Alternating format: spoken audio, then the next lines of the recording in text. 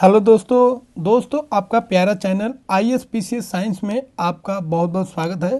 दोस्तों इस वीडियो में हम लोग साइंस वन लाइनर के क्वेश्चन को करेंगे जो सभी एग्जाम के लिए बहुत ही महत्वपूर्ण है। तो चलिए हम लोग स्टार्ट करते हैं और एक एक क्वेश्चन को हम लोग समझते हैं। तो दोस्तों पहला क्वेश्चन है, एनलिडा ग्रुप में मुख्यतः कौन कौन जंतु आते हैं। तो दोस्तों एनलिडा ग्रुप में जो आते हैं मुख्य रूप से जो जंतु आते हैं उसको ध्यान रखना है, ये बार बार प्रश्न पूछा जाता है, उसमें जोक है और केचुआ है। अगला क्वेश्चन है, ऑर्थोपोडा ग्रुप में मुख्यतः कौन कौन जंतु आते हैं। तो तिलचट्टा, मच्छर, खटमल और मक्खी आते हैं ऑर्थोपोडा ग्रुप में। उसके बाद दोस्तों ध्यान रखेंगे, मोलस्का ग्रुप के अंतर्गत मुख्यतः कौन कौन से जंतु या कीट आते हैं। तो घोंघा आता है और कौन आता है, सीपी आता है। इकाइनोडर्मेटा संघ के अंतर्गत मुख्यतः कौन कौन से जंतु आते हैं। तो तारा मछली और ब्रिटल स्टार, ये भी एक तरह का मछली ही होता है, ये दोनों जो होते हैं इकाइनोडर्मेटा संघ में आते हैं। दोस्तों उसके बाद प्रश्न है, मनुष्य का पाचन क्रिया का प्रारंभ कहाँ से होता है। तो मुख से होता है। अगला है, सिराय द्वारा कौन सा रक्त प्रभावित होता है। तो सिराय द्वारा अशुद्ध रक्त प्रभावित होता है। अगला है, धमनी द्वारा कौन सा रक्त प्रवाहित होता है। तो धमनी द्वारा जो है शुद्ध रक्त का प्रवाहित होता है। तो धमनी में शुद्ध रक्त जाता है और सिराय में अशुद्ध रक्त जाता है। शुद्ध रक्त का मतलब हो गया ऑक्सीजन वाला ब्लड और अशुद्ध रक्त का मतलब हो गया कार्बन डाइऑक्साइड वाला ब्लड, मतलब रक्त, ध्यान रखेंगे। अगला है दोस्तों, कौन सा विटामिन जल में घुलनशील होता है। तो दोस्तों बी और सी जो विटामिन होता है दोस्तों वो जल में घुलनशील होता है, जबकि एडेक जो होता है, एडेक ये जो होता है दोस्तों ADE के, ये विटामिन जो होते हैं वो वसा में घुलनशील होते हैं। दोस्तों ये जितना भी वन लाइनर है बहुत इंपॉर्टेंट है, और अगर आपको अच्छा लगेगा तो वन लाइनर सीरीज को हम डेली चलाएंगे, और वन लाइनर को आप पढ़ के कम समय में आप साइंस का बहुत ही बेहतर तैयारी कर सकते हैं। दोस्तों इस तरह के वीडियो अगर आपको चाहिए तो इस चैनल को सब्सक्राइब कीजिए और इस वीडियो को लाइक कीजिए और चैनल पर बने रहिए, ताकि इस तरह का और भी वीडियोस मैं आपके लिए लाऊं और आपके साइंस के लेवल को बेस्ट कर सकूं।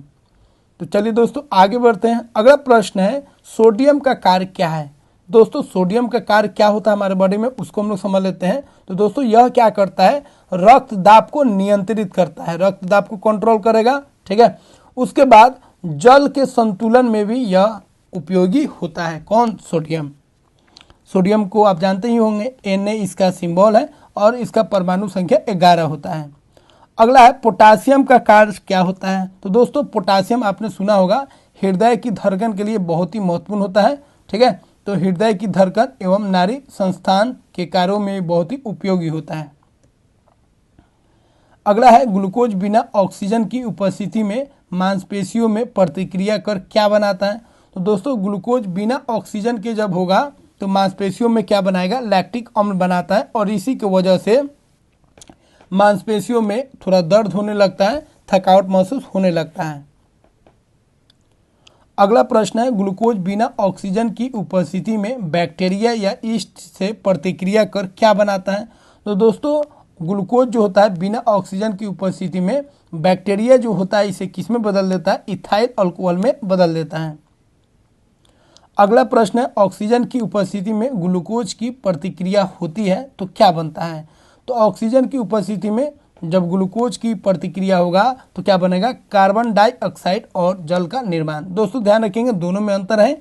यहाँ पे ग्लूकोज का बिना ऑक्सीजन की उपस्थिति में जो होगा बैक्टीरिया के साथ, तो ऑक्सीजन ना होकर बैक्टीरिया होगा तो इथाइल अल्कोहल बनेगा ग्लूकोज से, और ग्लूकोज से अगर ऑक्सीजन के प्रेजेंस में रिएक्शन करेगा और उसमें बैक्टीरिया नहीं होगा तो क्या बनेगा, कार्बन डाइऑक्साइड और जल का निर्माण होगा। अगला है, एनेलिडा में उत्सर्जन उसके किस उत्सर्जी अंग द्वारा होता है।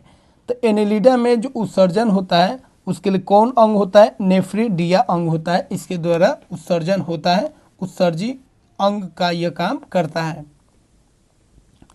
अगला प्रश्न है, मूत्र का pH मान क्या होता है। दोस्तों तो मूत्र का जो pH होता है वो क्या होता है, 6 होता है, मतलब जो मूत्र होता है हल्का क्या होता है, अम्लीय होता है।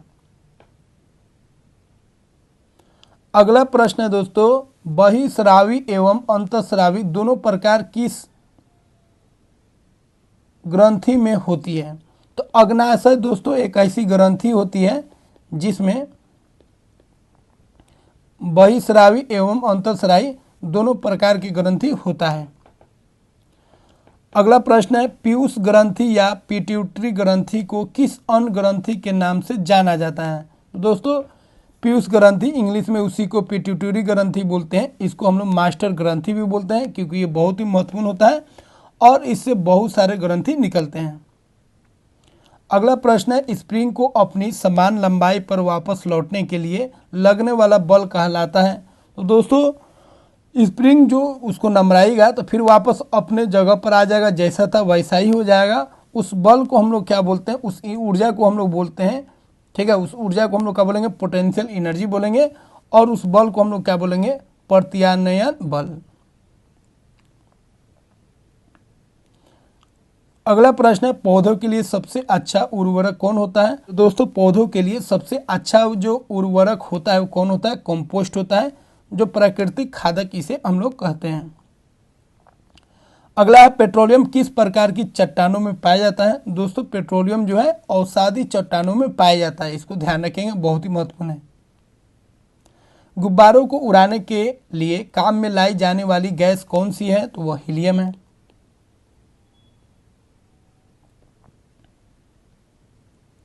अगला प्रश्न है, डीडीटी का उपयोग किस रूप में किया जाता है? दोस्तों डीडीटी का हम लोग छिड़काव करते हैं कीटाणु को मारने के लिए, यह इसीलिए कीटनाशी का काम करता है। अगला है, इथेनॉल के अत्यधिक सेवन से कौन सा अंग प्रभावित होता है? तो दोस्तों इथेनॉल का अधिक अगर हम इस्तेमाल करेंगे जो शराब में पाया जाता है तो उससे क्या होगा? यकृत जो है, लीवर जो है खराब हो जाएगा। अगला प्रश्न है, सभी अम्लों में अनिवार्य रूप से पाए जाने वाला पदार्थ क्या है? दोस्तों वह पदार्थ है हाइड्रोजन। तो सभी अम्लों में क्या पाया जाता है? हाइड्रोजन पाया जाता है। अगला प्रश्न है, आग लगने तथा फैलने की सबसे कम संभावना किस वस्त्र में होती है? तो दोस्तों सूती में। सूती में आग लगने तथा फैलने की सबसे कम संभावना होती है।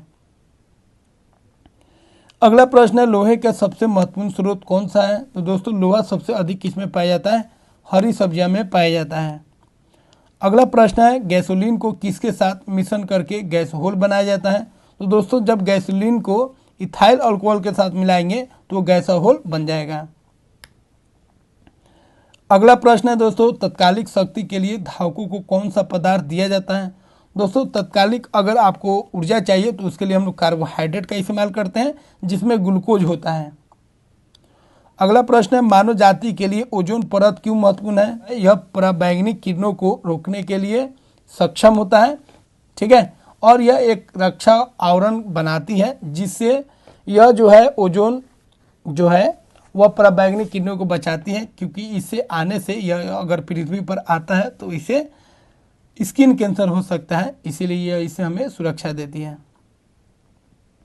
अगला प्रश्न है, टाइफाइड के लिए सामान्यतः उपयोग जाने वाली औषधि कौन सी है? तो टाइफाइड में कौन सा औषधि हम लोग इस्तेमाल करते हैं? तो टाइफाइड में दोस्तों हम लोग क्लोरोमाइसिटिन का इस्तेमाल करते हैं औषधि के रूप में।